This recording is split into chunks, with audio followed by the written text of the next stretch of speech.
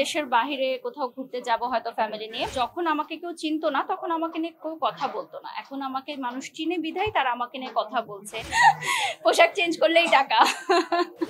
সিনেমার প্রচারণার জন্য তো বহির্বিশ্বে অনেকেই অনেক টেকনিক অবলম্বন করছে। খুবই ব্যস্ততম সময় যাচ্ছে, মনে হচ্ছে যে কবে চাঁদ রাত আসবে আর একটু রেস্ট নিতে পারবো, একটু শপিং এ যেতে পারবো। এখন পর্যন্ত ঈদের শপিংই করতে পারি নাই, শুধু আপনাদেরকে ঈদের শপিং করাই যাচ্ছি, নিজে কিছুই কিনতে পারি নাই। আমি গিফট দেই অনেক, আমি বিভিন্ন ব্র্যান্ডস থেকে গিফট পাই, সেই জন্য আমি নিজের জন্য কিছু কিনি না, বাট আমার শ্বশুর বাড়ি, বাবার বাড়ি, কাজিন সিস্টার্স, মিডিয়া কলিগস, ওনাদেরকে গিফট দেওয়া হয়। ঈদকে ঘিরে প্ল্যানিং হচ্ছে দেশের বাহিরে কোথাও ঘুরতে যাব হয়তো ফ্যামিলি নিয়ে, বা যদি সেটা না হয় তাহলে দেশের মধ্যেই কোথাও ঘুরতে যাব, মানে একটু নিরিবিলি নেটওয়ার্কের বাহিরে, একদম নিজের মতো, মানে কোনো কাজ প্রমোশনাল ওয়ার্ক থাকবে না, শুধু ফ্যামিলি টাইম। ঈদের পর আমাদের আসলে একটু কম কাজের প্রেশার থাকে, বাট এবার যেহেতু আবার পহেলা বৈশাখ আসছে, ঈদের পরপর আরেকটা কাজের রাশ যাবে, তারপর আবার কোরবান ঈদের প্রমোশন শুরু হয়ে যায়। তো আমার মনে হয় একদম কোরবান ঈদ শেষ করে হয়তো আমরা একটু রিল্যাক্স করতে পারবো।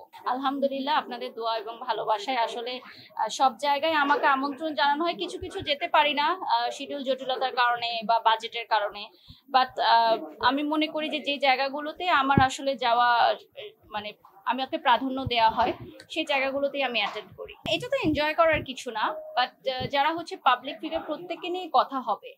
আর যখন আমাকে কেউ চিনতো না তখন আমাকে নিয়ে কেউ কথা বলতো না। এখন আমাকে মানুষ চিনে বিধায় তারা আমাকে নিয়ে কথা বলছে, আমার কোনো ভুল ব্যাখ্যাকেও তারা হচ্ছে ধরিয়ে দিচ্ছে।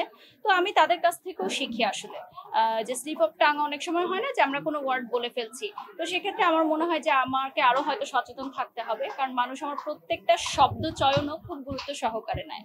হ্যাঁ, টিজার তো দেখা হয়েছে, আর আমার কিছু প্রিয় মুখ আছেন যাদের সিনেমা এবার রিলিজ হচ্ছে, so we are really excited. Cinema হলেও যাওয়া হবে অবশ্যই প্রিমিয়ার শো গুলোতে, এবং সিনেমা দেখতে যেতে, না দেখতে গেলেই নয় এরকম, তো অবশ্যই যাবো ইনশাল্লাহ। না, এই যে নতুনরা আসবে, নতুনরা কাজ করবে, প্রত্যেকটা সেক্টরেই তো নতুন দরকার, নতুন নায়িকাও যেরকম দরকার, নতুন নায়কও দরকার। আমাদের সেক্টরেও নতুন মেয়েরা আসছে, ব্র্যান্ড প্রমোশন সেক্টরে, সো আমি নতুনদের সবসময় সাধুবাদ জানাই, এবং আমি মনে করি যে নতুনদের সিনেমা তো দেখতে যাওয়া আরো জরুরি, তাহলে তারা ইন্সপায়ার্ড হবে। আমি আসলে এমন কোনো কৌশলী না, আমি এমনিতেই পেয়ে যাই। কৌশল অবলম্বন করতে হয় না।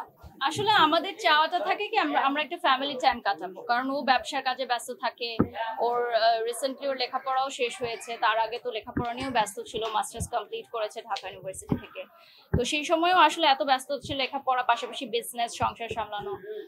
এখন দেখা যাচ্ছে যে ঈদের সময় জাস্ট এটুকুই চাই আমরা, যে একটু ফ্যামিলি টাইম যাতে কাটুক, যেটা আসলে কখনো কোটি টাকা দিয়েও আসলে কেনা সম্ভব না। এটা হচ্ছে প্রতিবার পোশাক পরার জন্য আমাকে টাকা দেওয়া হয়, এজন্য পোশাক চেঞ্জ করলেই টাকা। এটা বিভিন্ন কোম্পানির সাথে আমাদের একটা বাৎসরিক চুক্তি থাকে, যেসব কোম্পানির ব্র্যান্ড অ্যাম্বাসেডর আমি, তাদের বিভিন্ন পোশাক গহনা পরেও আমি বিভিন্ন অনুষ্ঠানে যাব, এই জন্য তারা বছরে চুক্তি অনুযায়ী আমাকে একটা পেমেন্ট দেয়।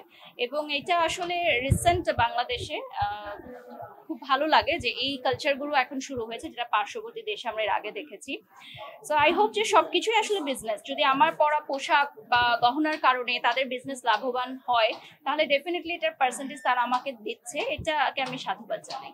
ঈদে তো আসলে ড্রেস গিফট দিয়ে দেয় একবারে, মানে স্পন্সর ড্রেসগুলো তো সাধারণত থাকে যে ফেরত যোগ্য, বাট যেগুলো আসলে আমাদেরকে গিফট দেওয়া হয় বিভিন্ন কোম্পানি থেকে, সেগুলো তো আর ফেরত নেওয়া হয় না, তো ওগুলোই বানিয়ে পড়া হয়। আর স্পেশালি দেখা যায় যে আমি চেষ্টা করি আমার শ্বশুর বাড়ি থেকে যে উপহারগুলো দেওয়া হয় সেগুলো পরার জন্য, সেগুলো পরে শ্বশুর বাড়িতে ঈদ করি, তখন তারাও একটু খুশি হয় যে না, বৌমাকে যেটা দিয়েছি সেটা পরে তারা ঈদ, মানে সে ঈদ করছে, তো এটা হচ্ছে প্রায়োরিটি। এবং আবার যখন মায়ের বাসায় যাই, মায়ের দেওয়া ড্রেসটা পরে যাই, তো এগুলো আমি একটু মেনটেন করার চেষ্টা করি। সিনেমার প্রচারণার জন্য তো বহির্বিশ্বে অনেকেই অনেক টেকনিক অবলম্বন করছে, সো ডিফারেন্ট কিছু না করলে তো মানুষ আসলে দেখে না, ডিফারেন্ট কিছু তো করতে হবে, সেটা যদি সমাজের ক্ষতি না করে যেভাবেই হোক করা যায়, তাহলে সেটা আমি ডেফিনেটলি সাধুবাদ জানাই, মোস্ট ওয়েলকাম।